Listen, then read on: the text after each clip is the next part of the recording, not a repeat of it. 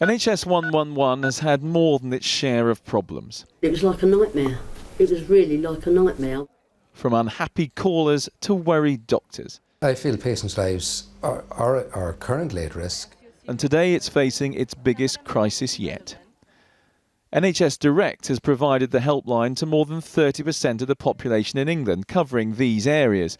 Last week they said they were pulling out of Cornwall and North Essex. Today they've said they're abandoning all these others too.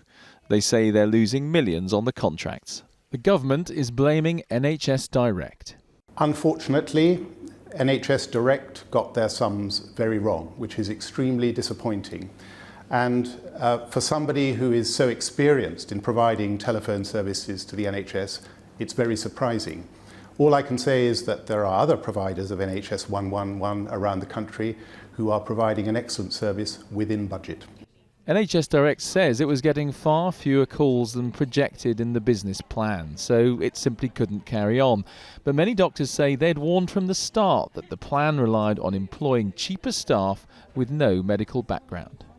This is a safety-critical service. You can't run it so cheap that its main aim is merely to undercut every other service and push everyone else out, when actually you're taking chances with people's lives. You have to be certain that what you're delivering is safe and of a high and acceptable standard.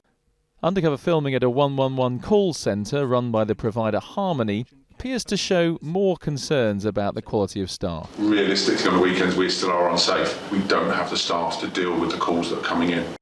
Today Harmony said their services were all clinically led and that they did not compromise safety.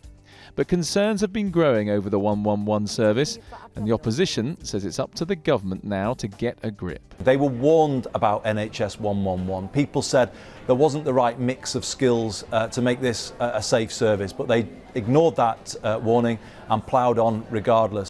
Patients calling NHS 111 are supposed to feel confident in the advice they've received, but right now the fight's on to maintain confidence in the service as a whole.